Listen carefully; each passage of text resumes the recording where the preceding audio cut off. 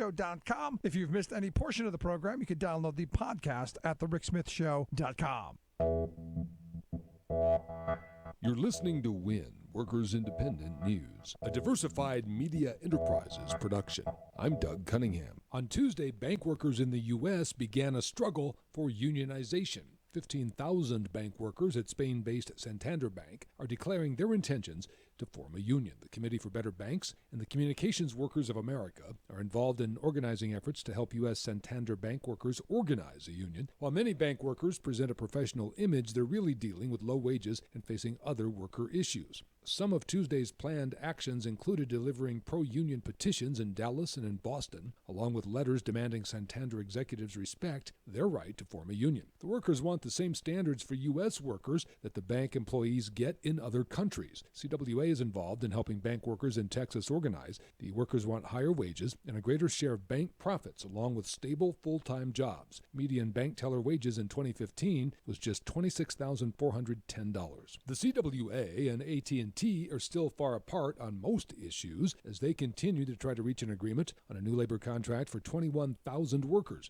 The union says it will not accept what it calls greedy and retrogressive demands from AT&T despite the company's huge profits. CWA says it wants a fair contract. The union and AT&T are expected to reconvene talks soon. The CWA is urging its members to stay mobilized and committed to doing what it takes to reach a fair contract. The UAW says that challenge manufacturing workers have reached their first tentative agreement on a labor contract, ending a 3-week strike. The 300 UAW Local 710 members had to strike to win the contract at a Kansas City stamping plant of the Michigan-based Challenge Manufacturing Company. UAW Vice President Cindy Estrada says the workers stuck together during difficult bargaining to get their first contract done. She says worker solidarity led to significant economic gains and workplace protections. The workers next have to ratify the agreement before it's implemented. AFA-CWA says GOP Representative Tom Reed of New York has sent Trump a letter urging him to revoke or suspend a Norwegian Air International foreign carrier permit. The reason is that it threatens U.S. aviation jobs, according to the AFA-CWA. Reed told Trump that the flag of convenience model used by Norwegian Air circumvents Norwegian labor laws. Brought to you by Blue Cross Blue Shield National Labor Office, empowering working Americans with stable health coverage for over 50 years. The National Labor Office is committed to remaining the top choice for the 17 million union workers, retirees, and families they serve. Online at bcbs.com/NLO. Brought to you by the California Teachers Association. 325,000 educators who know quality public schools make a better California for all of us. Information on how California teachers are shaping a stronger future for our kids is online at cta.org. You've been listening to WIN, Workers Independent News. For more information, visit laborradio.org.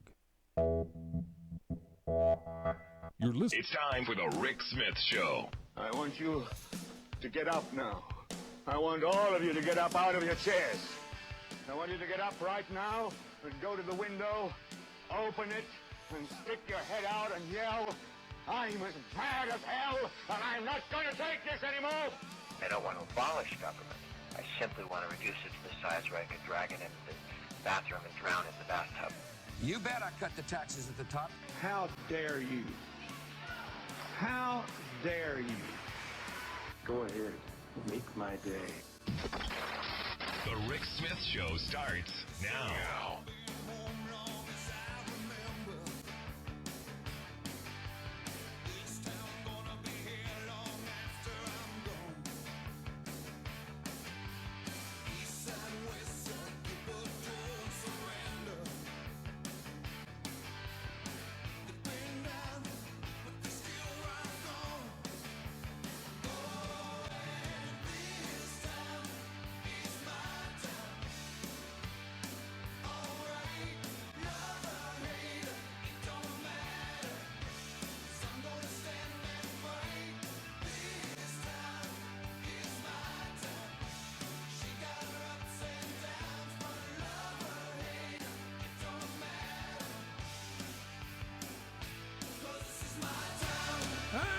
Welcome, brothers, sisters, working class heroes. This is the Rick Smith Show.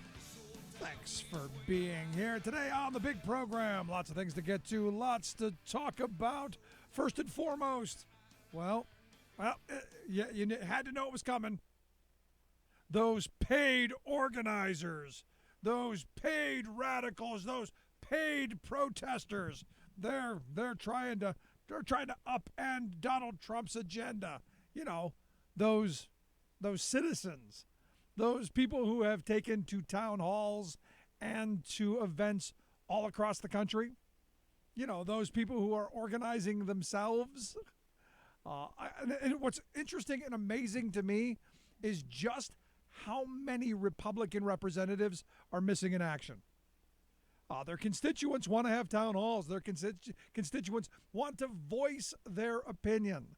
They want to be heard. And yet, well, there are a bunch of them nowhere to be found. It's like a game of Where's Waldo? And we can't seem to find Waldo, whether it's Pat Toomey in the Senate, or it's Rothkus out in the western part of the state, or it's a number of representatives across the country. They're kind of gone. Now, this is one of those moments where you look back and you go, I remember 2010. I have a pretty good memory. And I remember all of the Republicans going, why don't those Democrats take their comeuppance and their medicine? And look, to the Democrats' credit, they did. I remember Arlen Specter, and I was not a fan of Arlen Specter, but he stood there and took the verbal abuse. And to be honest, a whole bunch of really great quotes came out of that abuse.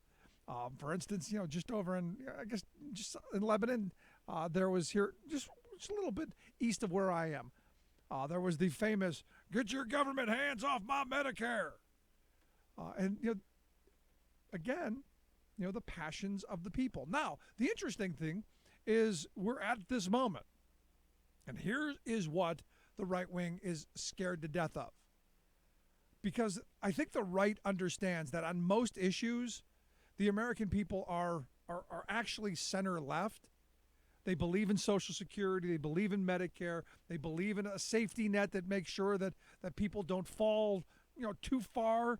They make sure that we don't have people who go hungry, the people who go homeless. We as a society, I think, have come around to the idea that we are our brother's keeper. Now the right wing argument is right for me and screw you, and that doesn't sell so well. What they're afraid of is that we're finally going to organize, that eventually the average everyday working person who has really been dumped on over the last 40 years is finally going to say enough, which is why they're pursuing every angle, every opportunity, to cut off those opportunities of organizing, make it almost illegal to join unions, huge fines if you're arrested during a protest. And I look at what on Inauguration Day, they arrested a couple hundred people and are charging them with offenses that could get them 10 years in prison and a $250,000 fine because somebody broke a window.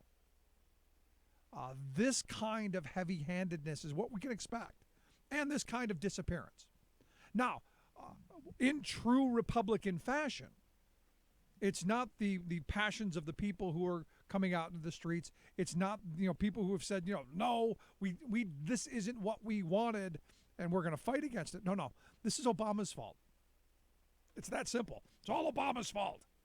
And I can't tell you, I was at the gym last night, listening to fake news on Fox, and just them fomenting about how all these paid protesters and these paid radicals are they're the ones doing all this stuff. These aren't real citizens, and they came out with a manual. And in fact, there are a couple of staffers who worked for Organizing for America who came out with a basic guide to resisting. It's called Indivisible. It's a practical guide for resisting the Trump agenda. I've read it. It is nothing new. It is exactly what generations of citizens have done to organize and to push for political power. Nothing new. In fact, it is what the Tea Party did. And I was saying back then, it's what the labor movement did. It's what the women's rights movement did. It's what the civil rights movement did. It's the basic citizen engagement playbook. It is what it is. And I find it interesting now that you have all of these voices out there going, this is the radicals. These are that Saul Alinsky guy. because it points out very simple, very practical things. That if you engage with your representative, maybe you should record it, videotape it, because they're going to say something stupid. They're going to say what they mean. And that's the part of this. You know, for too long, representatives in this country, especially on the far right, have been getting away with going to their little Klan meetings and saying the most incendiary things and no one holding them to account. You know, like the guy down in South Carolina, occasionally it gets out. You know, your mama always said, don't feed the dogs because dogs reproduce. And you go, is that why you're against welfare programs? And the answer is yes. And in this guy's mind, poor people equal dogs. It's pretty simple. It's when you get that on tape and someone looks at it and goes, wow, that's extreme. And for me, that's when you bring all of the sane among us into the process, which is what we're seeing. What we're seeing are people who really have never been involved in the process. You know, I get emails from people I've seen on, people on Twitter saying, look, I went to this rally, I went to this, and I have never done this stuff before. I've never been involved in this stuff before. And, at the end of it, it comes down to,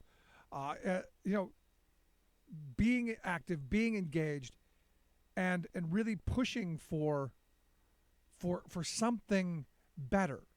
This is what the right's afraid of. Because overwhelmingly, when you hear these people come to these town halls, what it's about getting and maintaining the Affordable Care Act. It's not about repeal and replace. It's not about, hey, how do we destroy the social safety net? It's how do we make sure things work. And that's the thing I like about what I'm seeing, is these are people who have taken time out to say, you know what, we need good governance. We need things for we the people. And I'll be honest, this is going to be one of those moments where